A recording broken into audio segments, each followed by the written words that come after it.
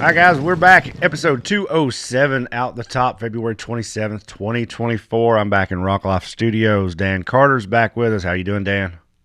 Doing good. How are you guys? Good. Hey, guys, we've got well, if you count the Southern Bounty series, I guess we had to guess. Have we had anybody else on this year? No, No. So this is our first Rock Bouncer, first official guest, I guess you could say, of the season. Kenneth Cozine's with us. What's up? Kenneth is we're going to talk to him a little bit, and then he's going to stick around. And the back half of the episode, we're going to do our yearly picks for the National Rock Racing Association season, and we're going to make him do them too. So instead of just us getting yelled at this year for not picking somebody, y'all can fuss at Kenneth too. Last year, we hurt some feelings, I think. We were getting comments after the fact. I can't believe y'all didn't pick me. Well, you wasn't on the entry list. yeah. It's hard to pick somebody when they're not registered for a race. So, we'll get into it. Kenneth, most of everybody knows you had the bad donkey for a long time. Famous rig. Yep. It's gone back to its original home, I guess. So Yeah. what's in your future? Well, I sold the buggy bad donkey last year to Alex. I've been kind of gathering parts. Most everyone knows, if you're in the racing world, I've been gathering parts for it seems like years now. Just to try to get something moving, something of my own. And I kind of initiated the whole, hey, let's build a buggy process. I don't know, I guess in August or September of last year. And right now there's a chassis with a motor training transfer case sitting in it. Rear end's under it, and suspension has been mounted as we speak. So it's been a slow process, but man, we're getting there. Yeah, I remember last year about this time you were talking about what seats or me and you had talked about seats or something, and you were going to get a seat or Yep. something to build Yep. around. I got a seat from you, and of course we when we got the chassis ready, we took some measurements and stuff, and I had a few things that I wanted to change on the chassis, so I dropped the chassis off back at Scott's.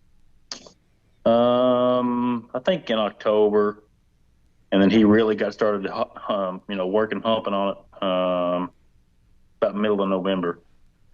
So, and really, he's only working on it. He's still running a business in the shop, so he's working on it by himself, kind of after hours. He's not really dedicating a full 8 or 10 hour day to it in the shop. So he's kind of piecing some time together and making the best of it. But I was hoping to kind of have it back in the shop here for me to wire and plumb.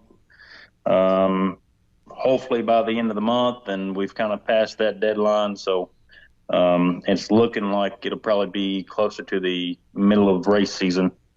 And I hate it, but it's going to be done right, and it's going to be legit when it comes out. You're on the same schedule we're on, so it'll it'll come. With time comes beauty, right? So I'm hoping it's right and hoping it's ready in a matter of a couple months. So it's been a long time coming, and I'm ready to make a statement. I've been in the game for a long time, and it's my time. There you go. We started. When did we start building the buggy, Dan? Which one? Well, originally, Man, like, we've been so much by yeah, so many people, and we've paid so many different people. yeah. Let's focus on that for a minute. We paid so many damn people, and but nevertheless, we're gonna have a buggy. Ours is showing up. Pending everything goes good tomorrow night. Ours is going to be delivered to Windrock. Not finished, but the fab work's done, and we got to take it back and do some plumbing and wiring. And we're hoping, much like you, we're hoping to have it out sometime mid-season, whenever we can. Me and Dan have talked about ours. It's too pretty. We almost don't want to scratch it.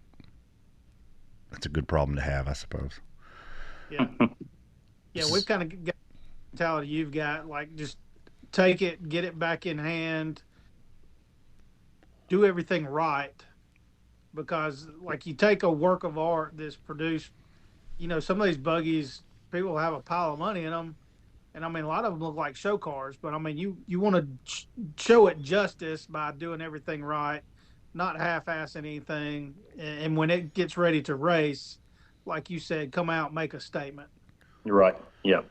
And there's like just what you said, there's no sense in just going willy nilly and saying, hey, I want to race this thing. And, you encounter problem after problem after problem. And, you look at the best of the best. My perfect example would be Timmy. He claimed that he was building a trail rig, right? And he comes out with one of the baddest machines out there. And there's going to be some trials and tribulations along the way. But, man, when he comes out, he's ready to race. And that's the way I want to be. Before we came on, and I was sure that we were going to talk about Timmy when it come time to do our picks, because I'm sure his name was going to come up. If he's going to run a full season, he's going to be tough. But I was just thinking about like how to beat Timmy. Like, how do you beat someone who doesn't break? I was thinking back to the year 2 years ago when him and Wade battled it out to the very last race. I don't remember the last time Timmy's had a parts failure. Like, I'm thinking Timmy's been in the game. I'm thinking Timmy's been in the game long moneymaker. enough to know what parts are going to break, and he knows. Hey, I need to kind of step my game up here and do the homework here. That way, I don't have nothing fail me when it's time to come payday. You know what I mean? Yeah, I was thinking back. I'm thinking like it was almost when he built Moneymaker, and that rig lasted one race or maybe two. He tore the front end off of it. He took it home, parted it out. Yep. Started over. It's hard to beat someone over a season when they don't have. They're I don't want to call them lucky, but they're fortunate enough to not have any failures at all. Yep. Maybe a flat tire here and there, but that's the level that I'm striving for. I've been in the game long enough, and that's what I'm shooting for. That's my goal. So I went back and I done some digging. I didn't have time to dig like I wanted to, but it looks like you have been around or had like a full blown rock bouncer since around like 12 or 13. Yes. So, I've had a rock bouncer for, I would say 13. 2015 was my first race. I raced the blue Jimmy Smith buggy that I had for 2 years. 3 years. No, 2 years. Then, sold it, bought the bad donkey buggy in 18. And 2018, I started racing it. Third in points with Pro Rock that year, won the knockout race that year. Had 2 or 3 podiums that year. Done really good for the rookie season in the buggy. And I think I got a little headstrong in 19 and 20, and I pretty much flopped. 19 and 20 were both tough years for me. I'd done good to really put a race together those 2 years for some reason. And 21, I kind of started reeling it back in. Of course, I was still racing hard. 21 and 22, I raced almost every single race I could.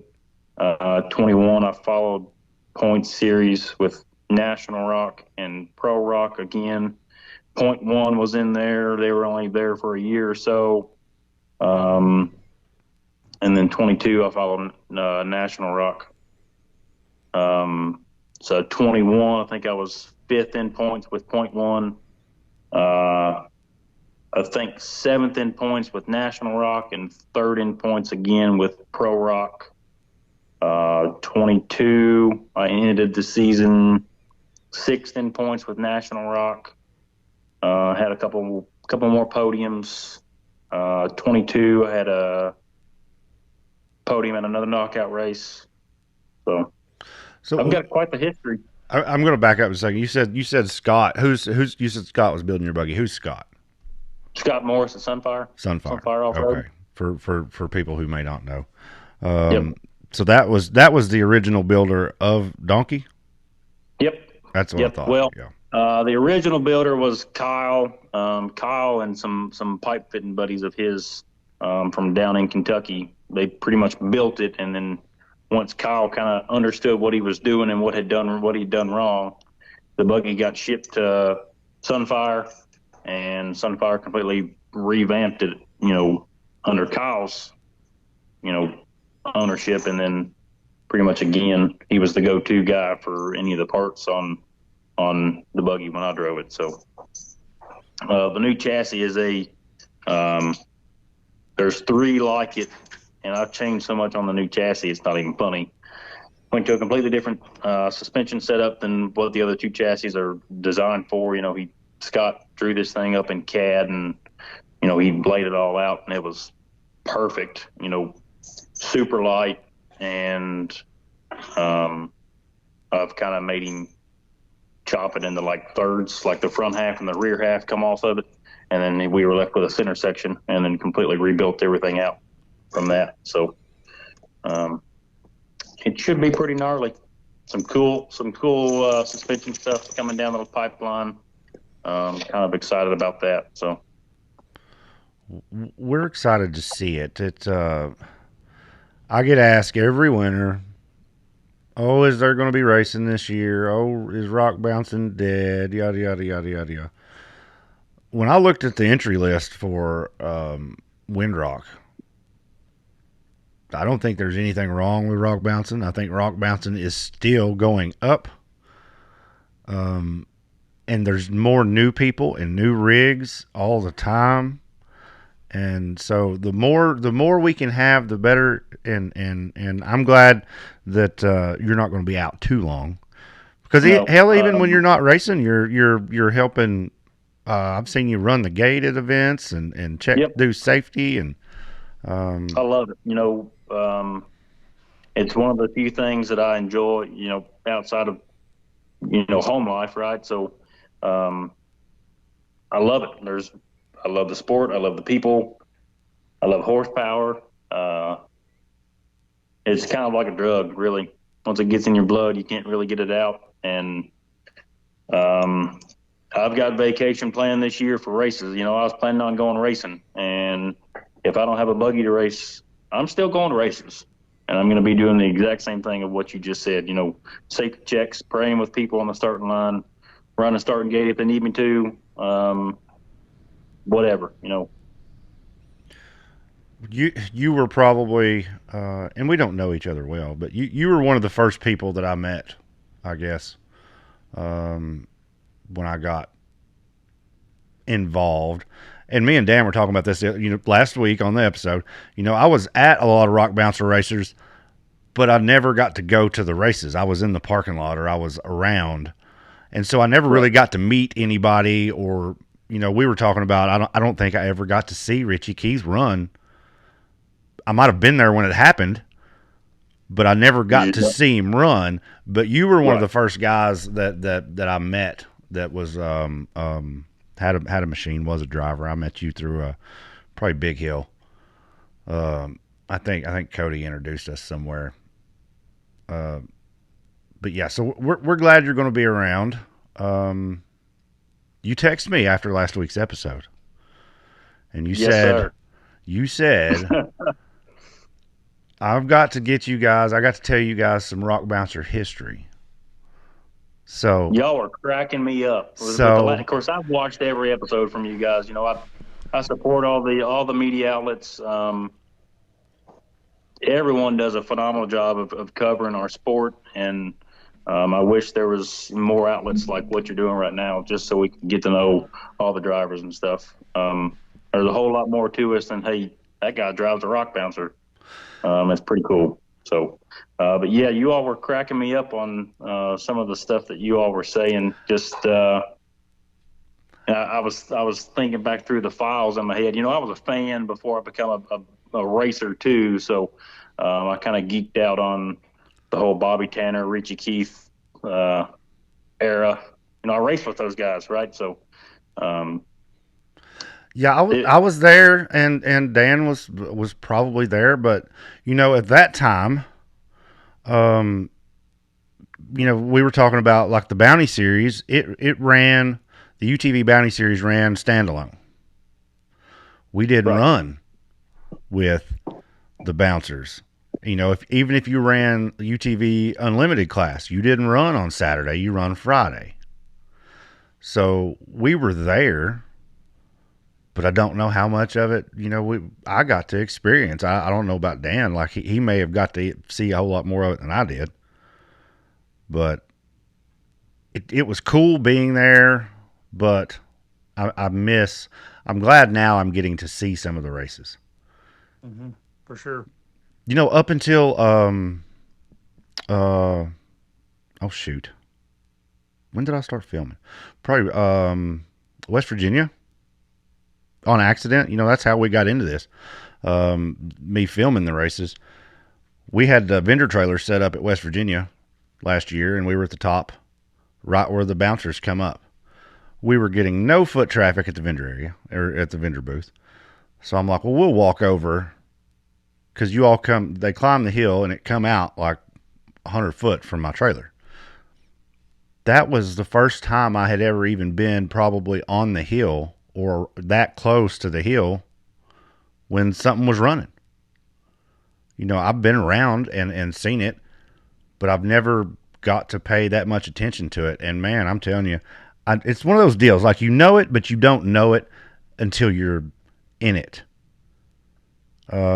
It's you guys are so nuts. I told Dan last week, you guys are nuts. You're all crazy. But if you had to, okay, you wanted to tell us some rock bouncer history. Think back. You got time. Give us one story that maybe nobody knows, or the masses don't know, or maybe one, I don't know, just something that is really important to you, or something you remember from like when you were first coming around. I'm putting you on the spot, I know. So yeah, so there's one thing that comes to mind, and it's a little more recent. But let's back up, early years. The very first race that I raced, technically an official race, I had a helmet on. I guess it was official. I don't really know, but so to put you in perspective, right? So I'm in my buggy. Fire suits were kind of, what's a fire suit? We don't race those. Optional. Yeah, at that time it was, what's a fire suit? So I was in muck boots, jeans. I had a hoodie on, and I put a jacket on. The helmet that I had on was too big for my head. So this was 2015, my very first race. The helmet that I had on was a half helmet with flames on it that my dad had got from the pawn shop. The helmet was too big for my head, so I put on a neon green busted knuckle toboggan under it to make sure it didn't really rattle around and like come down over my eyes while I'm running or something. I'm sitting in my buggy. Old Blue Ball still had the 383 stroker in it, 4-link. For that era, it was modern technology, right? And I fit right in with the rest of the bouncers, and people literally inches from the tape as you're going up the hill and stuff. And I'm sitting in my buggy, and I'm like two people in front of me, and Richie Keith walks up. Richie and his brother Chad, they both walk up to my buggy. Um, Richie looks at me. He says, "This your first race?" I said, "Yes, sir." Of course, I'm nervous, sitting on the line. It's my first race ever in anything like this. And I got this famous guy, Richie Keith, Plowboy, the Plowboy, walking up to talk to me. And he says, "You'll be fine." I'm like, "Dude, I'm like 15. Driving against you freaking launch your buggy 20 feet in the air and don't think twice about it. What do you mean I'm going to be fine?" And so just calm down, take a breath. You're going out the top. And his brother walked up, was kind of behind him, walked up to me. He stuck his hand out and shook my hand. He said, "Good luck, buddy." And it's kind of one of the things that you never forget, right? You shook the hand of Chad and Richie Keith. Right. And they wished you good luck on your very first hill ever, very first race ever, and then you take off up the hill. That was cool. That was crazy. So that's something that I'll never forget. I mean, some people don't think twice about it, but and Richie and Chad probably didn't think twice about it either. It's just the people that they are, and the people that the rest of the racers are too. But that's something I'll never forget. Okay, let's expand on that a little bit, Dan. Okay, so I remember my first race. I only had 5, so it doesn't have to be. There's not a whole lot of data to dig through, but I remember my first race.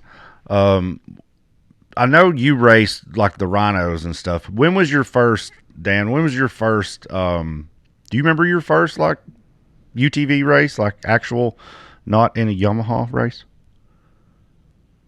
Oh man, we used to run. Okay, so back in the day, Pro Rock had just barely started taking off. So with us running UTV stuff, we were limited to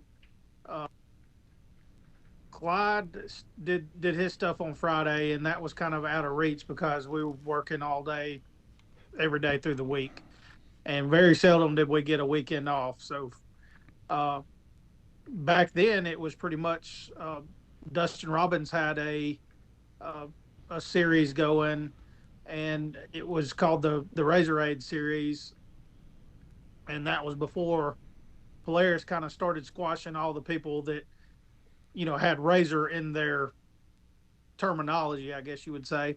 And then we had the Straight Up series, which was both those series were all UTV powered, series.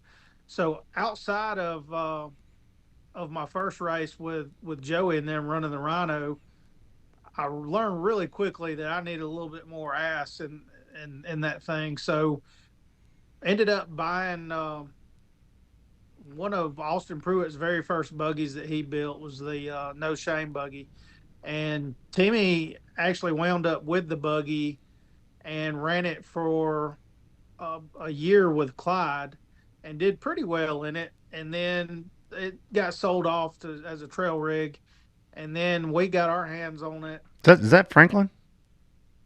What's that? Is that Franklin? That's Franklin. You had Franklin before you had the full body? I did. I'm learning. I'm learning. I'm taking things in.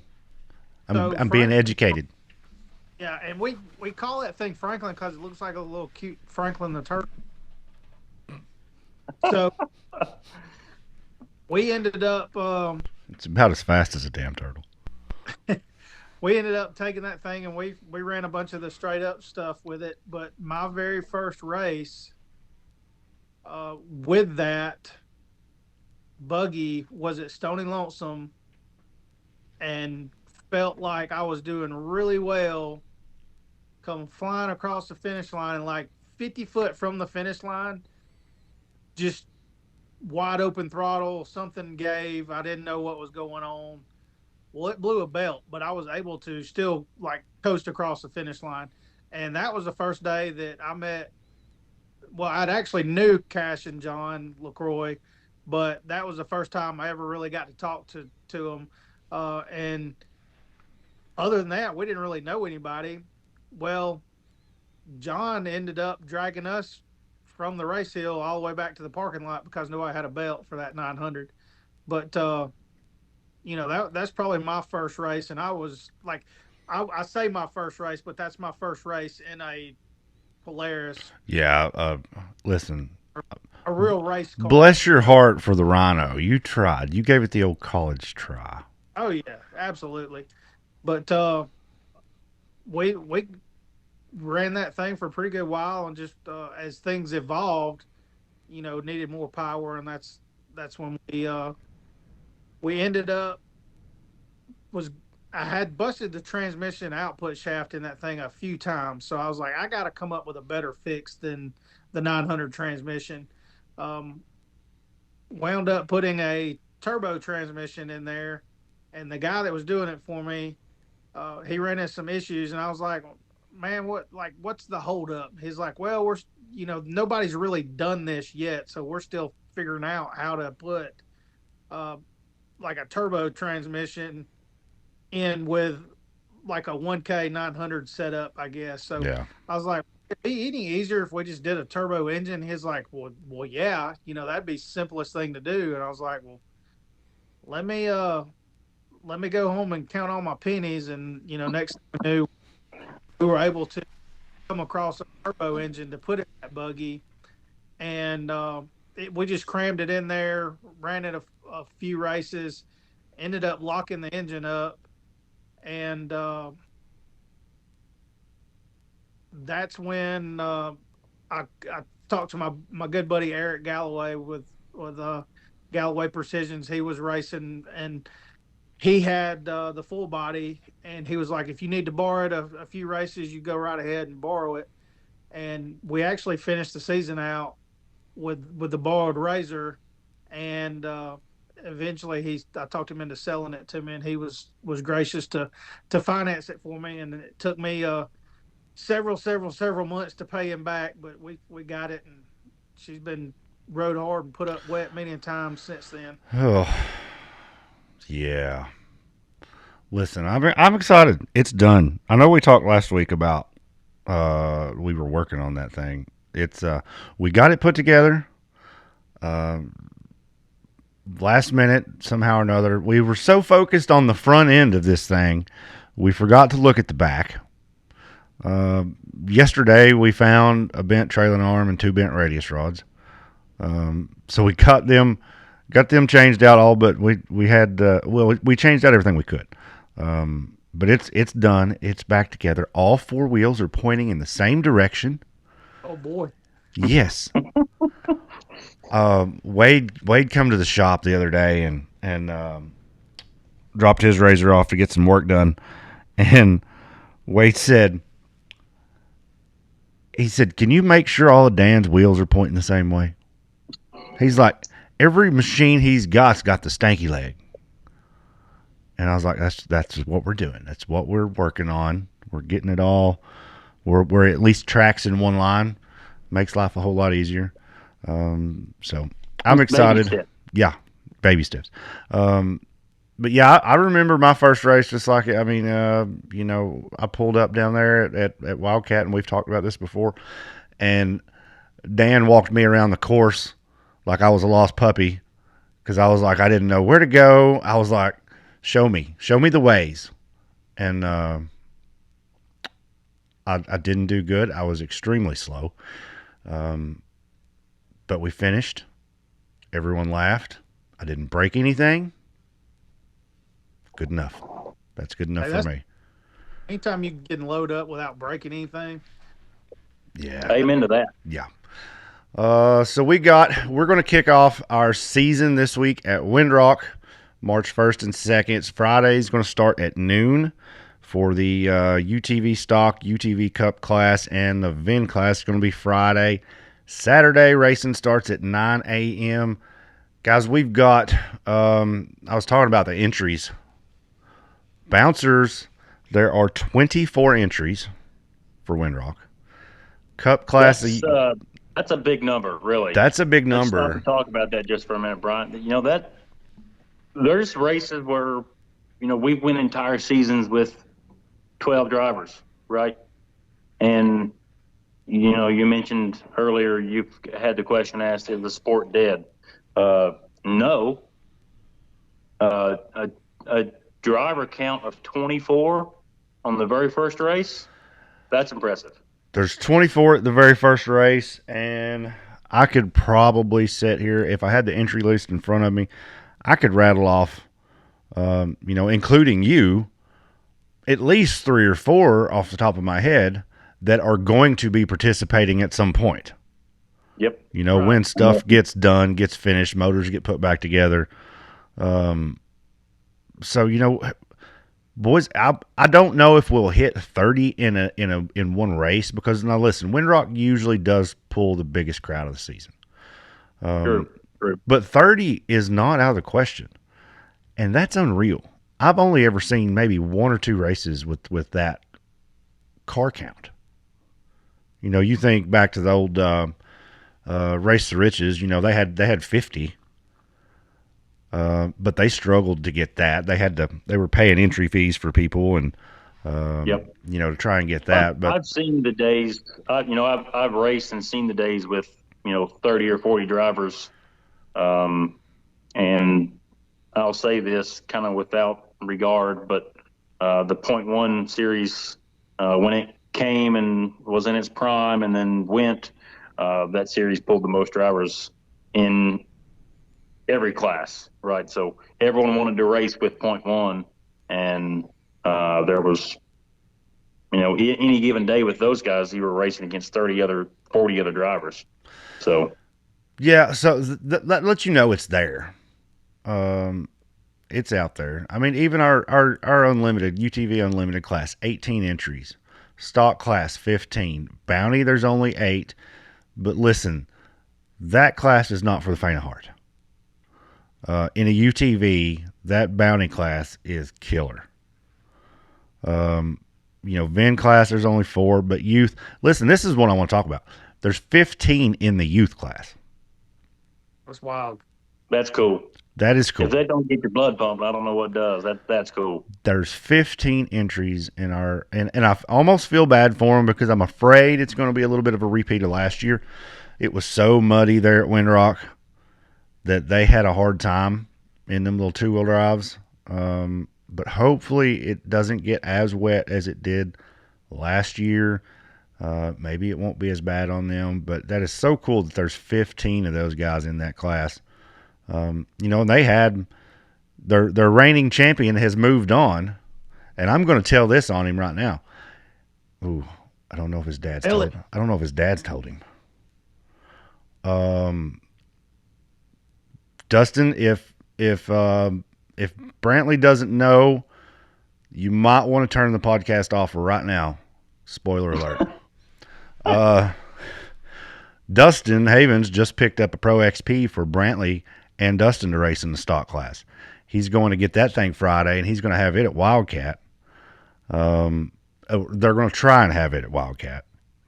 He was texting me about that today. So the youth class champion has went from a 200 to a Pro XP. Dustin's going to ride with him.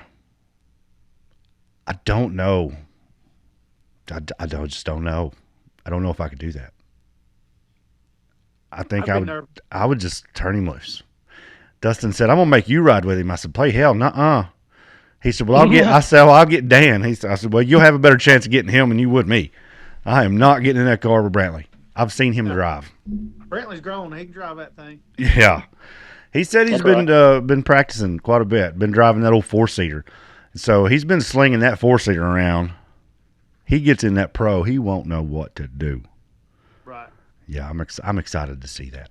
That's going to be cool. Windrock coming up, big season. I'm going to ask you, Kenneth, what about, before we get into our picks, National Rock has 10-race season. Most of your other series that have came and went and are still around run a 5 to 6 race season. Which do you prefer? Do you like the long season, or would you rather it be condensed down? Um,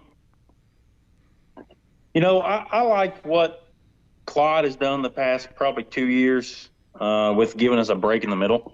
Um, um, and for some reason, I really don't understand why um, the Outlaw series has kind of tried to push everything towards the first half of the year. I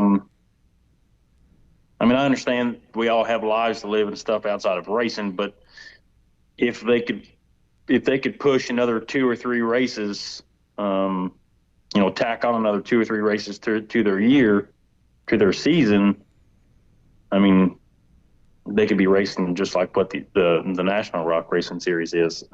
So I prefer the longer series. Um, Splitting them up, giving us a break in the middle there. I like that because it gives everyone the halfway mark of, hey, I need to jerk the rear end out from under my buggy and replace it, or hey, I need to tear this transmission apart and send it off the fritz. So that little break there in the middle for the National Rock Series has been beneficial. I do like that the finals has been pushed up to the original date of what it was instead of pushing it back towards the end of October. That way it gives us a little bit more of a break between the end and start of the next season. Because just like what you're battling right now, you've got guys without motors in their buggies right now. It's because they didn't get them to their builder in time. So to answer your question, yes, I like the longer series, the longer season better with the break in the middle. That seems to work best for most people. I just don't think a 5 race season is a big enough sample size. If you're just if you don't have a champion, if you're just doing like races, then that's fine. But I don't know how you can do and maybe that's why they didn't, like, even Pro Rock. Pro Rock had a champion, but it didn't seem like they celebrated the champion like they should. They focused more on event winners. I don't think 5 races is enough sample size to crown a champion. And that's one thing I like about our 10-race season. We put a whole lot of focus on the year long, the marathon, Yes. that championship. When you win that, I would imagine it feels like you've done something, especially I've with never no felt drops. that, but yeah, I would imagine so too. Well, we know what it feels like to lose one. And it sucks. It'll suck the life out of you when it's that close and you just watch it go away. So I could imagine what it feels like to get one after a 10-race season, and then you throw in finals there. That's basically a double race. Yeah, I could imagine that would be cool. Work all year. Maybe we can work on that. That's that stock class this year, Daniel. I think you can do it, buddy. Yeah, we're gonna give her hell. I can tell you that. Don't sound so confident, but I don't want to scare everybody away. All right, we're going to get into our season picks. We're not going to do the youth class. Vin class, there's usually only 3 or 4 entries. Put them all in a pot and pick them out. Charles Chris is going to be your winner in that class unless somebody comes along. So we're going to start with our UTV classes, and then we'll do our bouncers last. UTV stock class. Last year was Brandon Davis, Braden Upchurch, and Daniel Heckley, I think, was our top 3. What do you think about this year? Daniel Heckley has traded in the Polaris, got a Can-Am. I seen a video. Brandon is racing, or I say racing, he's been driving his Polaris and not his Can-Am. So I don't know who's going to be driving what. Braden got a new Turbo R. Dan's basically going to have a new Razor. So that stock class is going to be tough. Daniel, we'll start with you. What do you think? Stock class. We're going top three. We'll do top three, and if you want to throw yourself in there, throw it. If you don't, we'll let it slide. Well, I know that we're going to have a couple of races this year that we're not going to be able to make. Um, so I'm going to just go ahead and say that these three, given the fact that they run all 10 races, my stock UTV champion is going to be Cody Kaysen. Number two would be Brandon Davis. And number three would be Daniel Heckley. I forgot, man. I've got my picks and I'm looking at them here, and I forgot about Cody. Um, that's going to make it interesting. Kenneth, have you looked at the stock class enough to make an educated guess? So you can't rule out Brandon Davis no matter what he's driving. I don't care if he's in a Polaris or a Can-Am, he's going to drive the wheels off of it. He's fast. And Daniel Heckley has gotten considerably better over the past 2 years in the stock class. Braden has done phenomenal, I think. I think with the machine change, it might be maybe throwing too much in the mix to count him as your top three. Can't forget about Jay Storts. He's always a contender, and I mean he's won some of the stock class races before. Oh yeah, Jay's fast. You know, Jay's due, so he's going to be in my top three. It's going to go. I think it's going to go. Brandon at the end of the year is going to be on top. Probably. I'm going to do Brandon, Cody in second, and Jay in third. That's what I'm going with. I'd forgot about Cody. That's a good pick. I think. Geez. I think Brandon repeats. Oh, you guys have got me thinking now. I think Brandon repeats. I think second and third is going to be, and I'm going to explain a little bit here in a second. I think second and third is going to be throw a rock, and you might hit Daniel Heckley. Throw a rock, you might hit Jay Storts. That could be either way. For the sake of this, I'm going to say Brandon. I'm going to say Brandon, Jay, and then Daniel. And the reason I don't put Daniel ahead is because of just what you said about Braden, the machine change. You have to drive those X3s so different than what you drive a Polaris. And I wonder if he can reel that in and get that figured out in the first few races of the season. Towards the end of the season, he will be tough in that, I do believe. But the first couple races of the season, I just wonder if he'll have enough seat time to be as good in that machine as he can be. Braden, I don't think, of course, he's running, he's part of Team Rocklife, part of this Polaris racing deal with us a little bit. He has made mention that he's going to miss a few races as well, so I didn't throw him in the top three. I think to be in the top three, you're going to have to be at all three races. So I've got Brandon, Daniel, or Brandon, Jay, and Daniel. UTV. Oh, let's go bounty class next. Ooh. That is really could be. I mean, it's a toss up. Do you have the driver's list for Windrock right in front of you?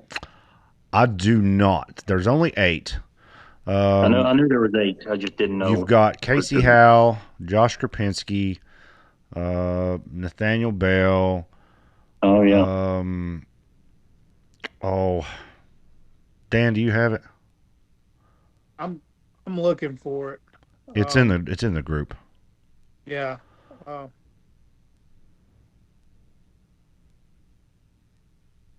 I can't remember. I sat there and looked at it. because that the group that's in that list, in that entry list, is going to be, I feel like, at most events. Yep, I agree. And all those people that drive I'm sure the Kings will probably be in the bounty class as well. Yeah, I think you've got Um, both Kings. Uh, Dan's going to get it for us. Okay, I was gonna try to text them to you, Cozine, but I imagine you're using your phone. So, I am. Yep. I've got three of okay. them going, so I can't look it up either. So you do bounty. We've got Derek Schaefer running first, Ooh. Josh Krupinski second, or he drew number two. Uh, three Casey Howell, four Justin Hooper, five Nathan King, six Madison King, seven Robert Trainer, and eight Nathaniel Bell. That's the eight that's running at Windrock. Okay. I feel like at least 6 or 7 of them is going to be pretty Yeah, consistent. and I I agree. know that, Yep. and it's kind of like with me, like I'm not going to run a bounty this year. I mean, I'm planning on running at a few events, but you've also got a bunch of those guys that run cup that want to run bounty, but they're not going to sign up for bounty until they know that their cup is finished and done with, and the car's still good enough to run bounty the next day. Yeah, so Both of the cases will probably fall into that quick category right there, Dan. Right. I don't think you'll see Cody. I think did he get rid of his chassis? Is it gone? So Cody got rid of his chassis, and he's in the middle of building another one. Oh, All So I right. did not know that. I don't know if they'll be finished with that in time, but I just based this off of. I based my choices off of who's going to be at Windrock because I'm like, I Yep. feel to be competitive, you've got to run all 10 races. Agreed. In the bounty, you could somebody could miss a couple races and still come in and take it, but typically you're going to have to be at all the races, and that's kind of what I did too. If you wasn't on the entry list for um, the pre-entry list, then you were kind of omitted from this. Yeah. But Dan, let's go ahead and get started. Who you got bounty class, UTV bounty class? So UTV Bounty, I'm thinking first is going to be Casey Howell. Second is going to be Nathaniel Bell. And my third pick, he had a pretty good season last year. He had some hiccups, but he's proved himself to be quite the wheel man. Is Josh Krupinski. Yours and mine are very similar. Who you got there, Kenneth? So it's funny because I was running through my head. Casey's first. Casey is a wheelman in the bounty class. I don't care what anybody says. And the new car that he has, many folks may not know it or not. He will have a new car. It's another chassis from Kentucky. I'll just leave it at that. If he wants to break the news, come Windrock, you'll know. So Man, go ahead and spill that tea. It don't even look like like it did 6 months ago. They'll never know no, who, it never doesn't. which one, It they'll never doesn't. know what it was. No. But that car, that buggy was originally built for a Bounty Series Mm-hmm. buggy. So he's got Wyatt Wilson's old chassis, and he has cut it apart. And I'm putting him first, and I'm thinking old Josh turns the heat up. I'm thinking Josh comes out second overall, and then Nathaniel third. Okay, so I've got the exact same list as Kenneth. I do want to note in there that if Nathaniel doesn't, because last year he didn't run all the races. There was a couple he missed, I think, and if he slips or doesn't run, I think Madison could sneak in there and catch that third place. And I said it last year. I'm going to say it again. People are going to get mad, and I'm still not going to care.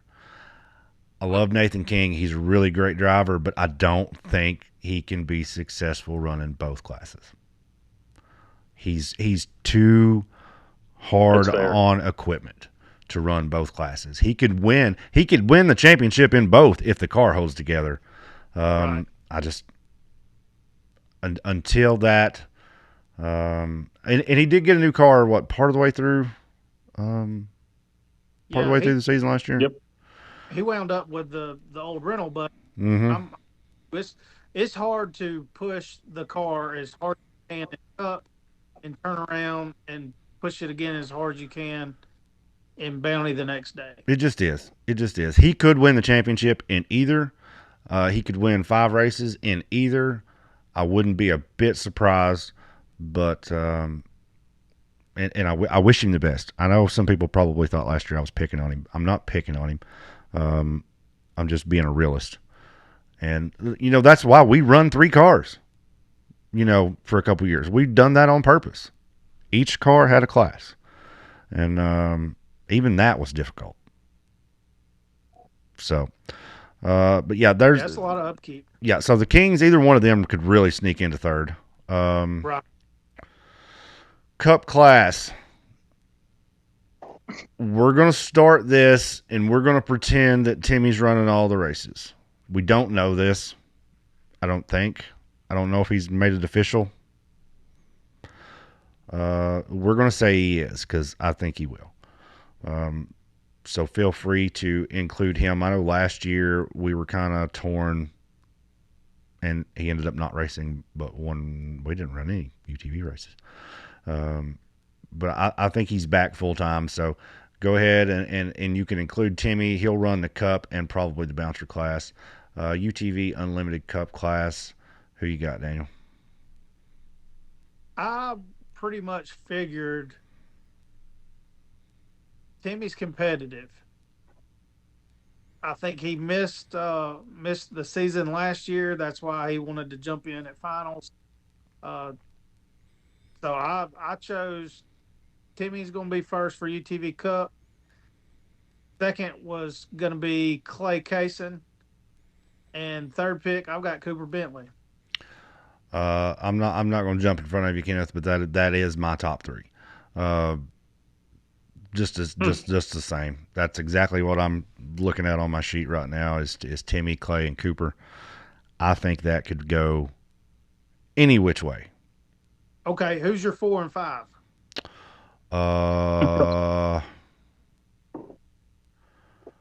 Dude, I don't know. I'd have I to got look. Brandon. Got who? Brandon Davis, Casey Howell. Yeah, Brandon could easily be 4th. I don't know. That could go.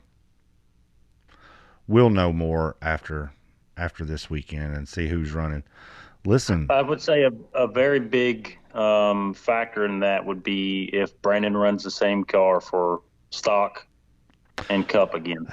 If he runs the same machine again. I think Brandon can get 3rd or 4th. I don't see him getting much past that because there's some of these cup courses that car has a hard time with. It's fast. Agreed. Don't get me wrong. It's fast, but there is just some of the courses a full body just has a hard time with. I think we've seen that and not that there wasn't some chassis that didn't have trouble, but at West Virginia last year, poor Brandon, that one little jump up rock, he beat on that thing for an hour, it seemed like, and then finally got up it and made it. And, a lot of the chassis guys just rolled up and jumped up on it. So there's some of those courses that are going to hurt him. But I do think he can podium, get maybe even second. But I don't think he's a threat to win if he runs that Can-Am again. So who's your picks, Kenneth? What do you think? So I was really wanting to see and I've watched the videos. I can't tell you how many times I've watched Busted Knuckle, Mad Ram, High Octane. I've watched them all at least 3 times since it came out, and I was really wanting to see Timmy's new machine perform. me personally, I cannot make a judgment call with him rolled in as a seasoned driver without seeing his car perform, his buggy perform. He is still a wheelman, and without a doubt, he is certainly in the top three just because of who he is, right? So I'm putting Clay on top of the Cup class. Probably going to be Timmy second, and third place. My third and fourth are tough, right? So I'm thinking Krupinski turns the heat up again. If he runs the Cup class, that's if he runs both classes, right? So if he runs the Bounty class and the Cup class, the buggy's gonna take a beating. So, in the same way with my fourth place, shoot, what I drew a blank. Oh, you said his name earlier. Just simply because I have a lot of history with the buggy. I think Nathan King pulls out of fourth place, and Nathan King and Krupinski is kind of interchangeable with third and fourth. Yeah. You were talking about Timmy. The UTV Cup class, he is more vulnerable than he is in the bouncer. The field's a little more equal. There's only so much you can do in a razor. There's only so much horsepower you can put in that little box. Yep. And then outside of that, a lot of people are running the same stuff. So he is more vulnerable in that. He can be beaten more in that. He's got the bouncer game figured out. Wade's the last person to give him really any trouble over the course of a 10-race season. But the Cup class, Clay could very easily take him. I do think that's going to be a close battle this year. Clay's a wheelman. Timmy's a wheelman. Cooper could, any of them boys. It's going to be close. Bouncer class. Daniel, putting you on the spot. You got to go first, buddy. Once again. I'm used to it. Well, I'm gonna throw this one that I don't think anybody's gonna see coming, but of course my first pick is gonna be Timmy. My top two, second, it's gonna be Brandon Davis, and then my third, I'm hoping he's gonna be racing enough for us to see a good showing of him. There's been some rumors coming around. He's posted some stuff, so we'll see. My third is Bubba Bacon. Is he on the list for this weekend? I don't even know. I don't know. I didn't do it. I don't think Bubba is a registered for the weekend, but I know Little Tim has some stuff in the works too. So I would love to see them back, like full time. Dude, you don't know how much I miss the Bacon family. Well, I said a minute ago that Wade was the last one to give Timmy a run. The last one before Wade was Bubba. To actually give Bubba and Danny were pretty hard on Timmy's heels there for 2 years or so. Yeah, they really come after him. So that man, we need more. We've got good competition, but we need it to keep getting better and better and better. Right. And we need guys like that. Who's your picks, Kenneth? That new buggy's pretty bad, pretty legit. Of Timmy's. Later down the road, I'm hoping I have something for him. But so I look back at the season drivers. So last year, if someone would have just simply won or finished every race, right? If you finish every race, you're in the top three. Mm-hmm.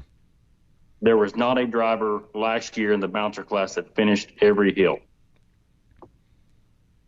Think about that. So if you have a driver I don't care if he's 2 minutes slower than the rest of the field, right? So if he finishes every hill, he's a contender for the season title.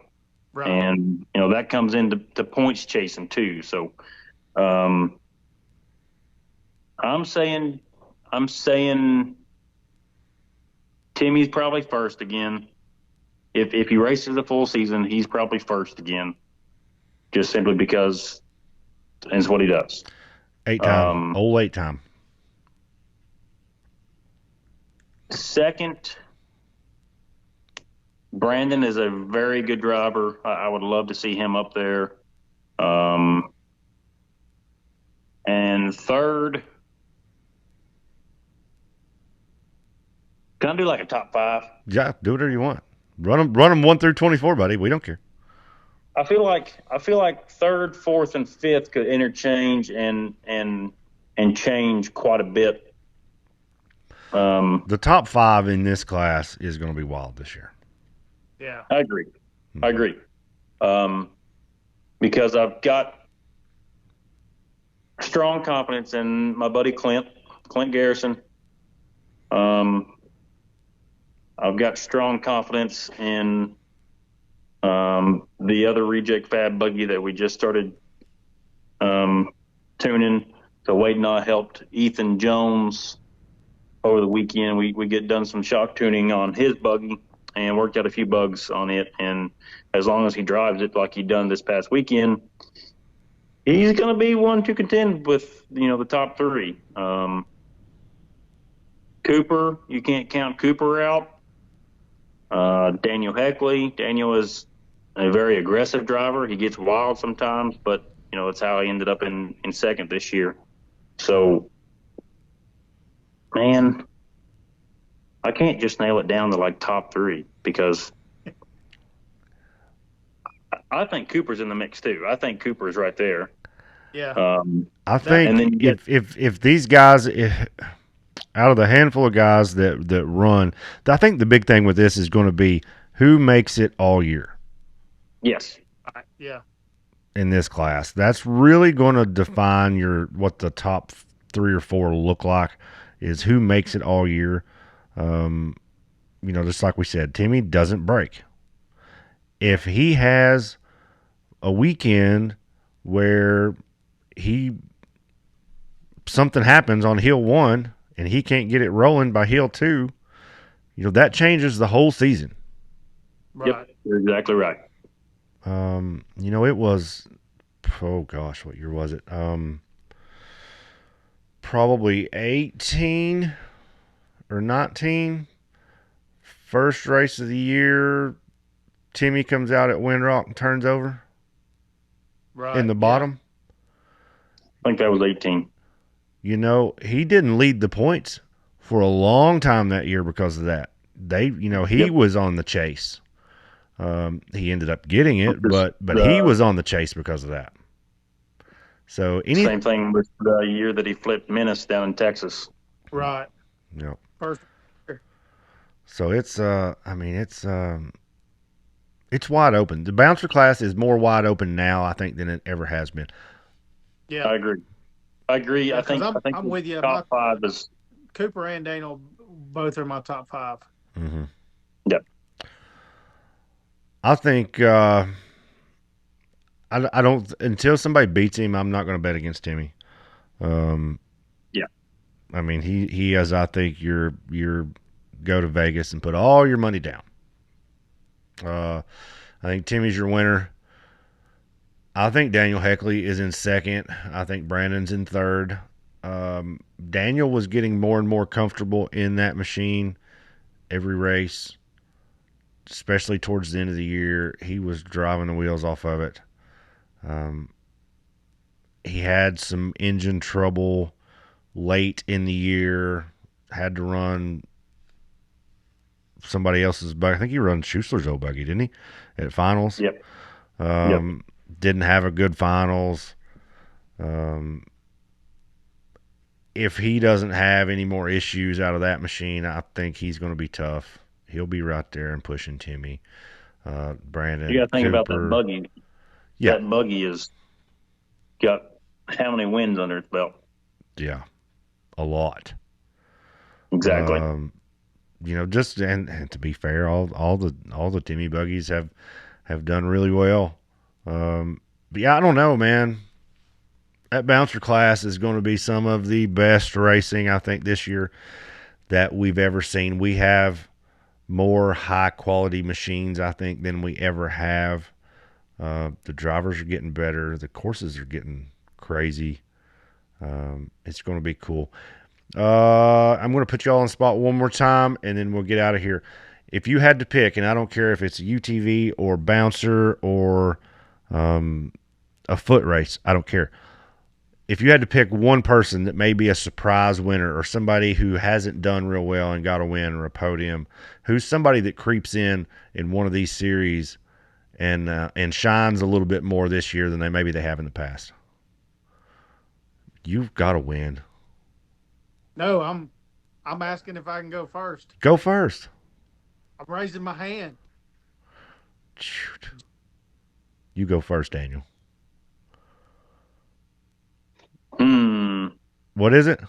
You cut out on Johnny us. Gibbs. Johnny Gibbs? Yeah.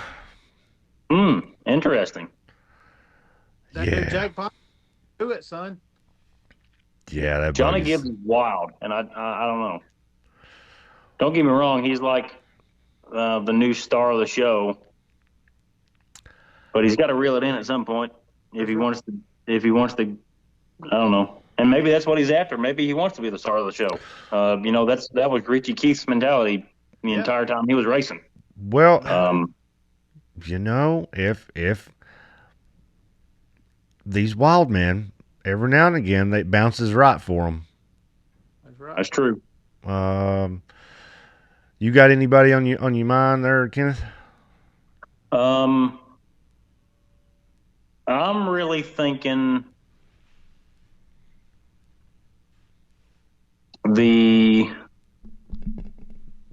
obviously my mind goes to the bouncer class.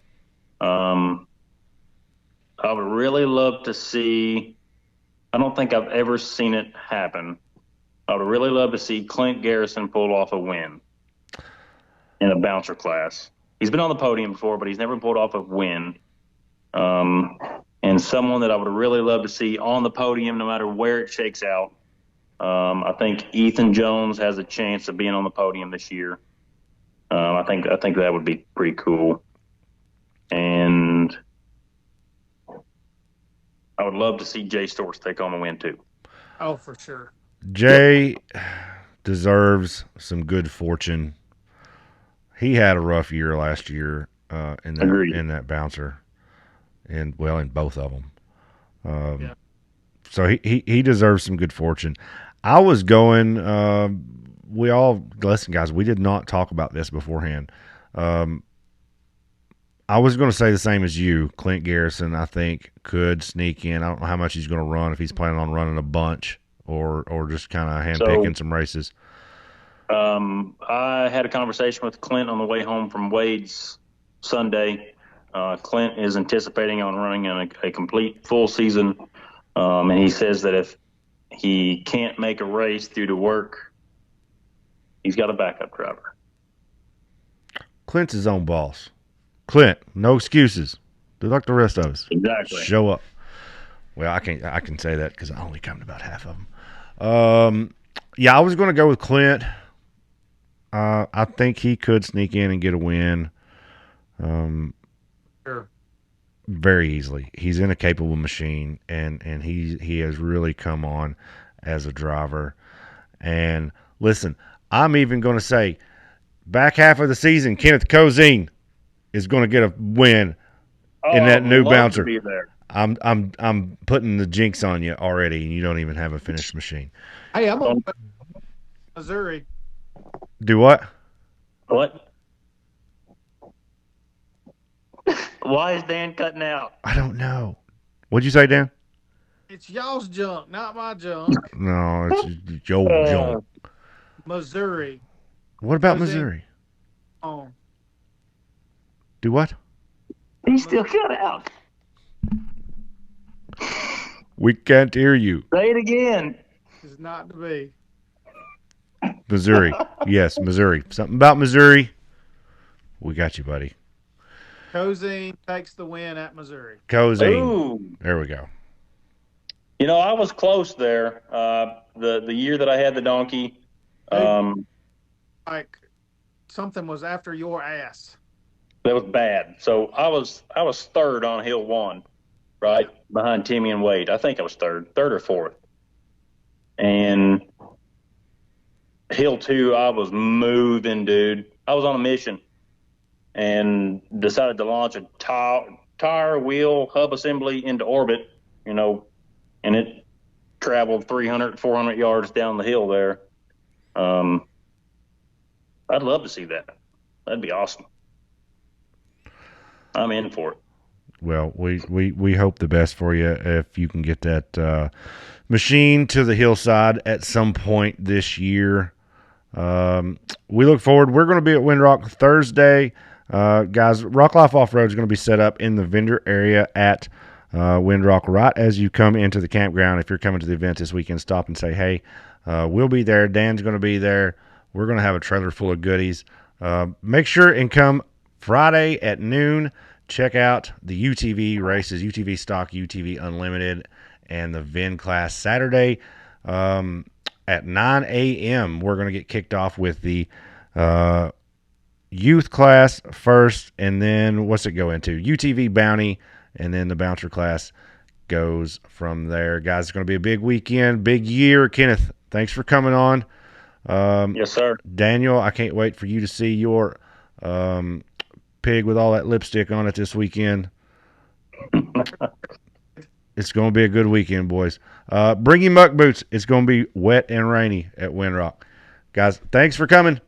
Oh, yeah, I forget. For all you guys listening on the audio podcast, stick around. Don't leave just yet. I've got one more little segment. Dan has heard it.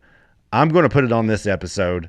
My kid come out the other day, and he didn't know I was recording him, and we've got a little 5-minute segment with me and my kid. It's awesome. You guys will love it. Guys, check us out. We'll be back next week with another episode Out the Top. Thanks, guys. See ya. Good luck to everybody. What are you doing? Just talking. Talking? Yeah. Do you want to be on Daddy's show that we do on YouTube? No. Why not? I just don't. Well, too bad. That comes with the territory. If you come and get on these, that's what happens. What? Yeah. Why? Because that's what they're for.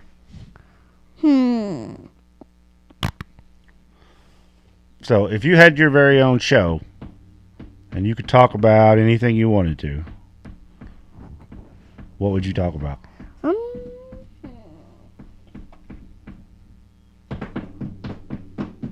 Stomping your feet is not a good idea for a show. Razors? RC cars. RC cars. Yes. That actually would be a really good show. Really? Why Yeah. didn't you think of that? Well, because you just did. Oh. What's your favorite RC car? Probably that orange one with the 4-wheel steering. The orange one with the 4-wheel steering, the AX1, SCX24? Yeah. What about, I like the Jeep. Me too. You do? Yeah. What's your favorite part about playing with RC cars? Because of the pile. We can drive around the track. Drive around the track on the gravel pile? Yes. Yeah, that's pretty fun. Yeah. Yeah. Well, I really wish you wouldn't stomp your feet the entire time. I won't. Okay. Great. All right, so you want to talk about RC cars. Yes. What about the big ones? Which one's your favorite? We got the Razor Buggy, and then we got the two other ones over there.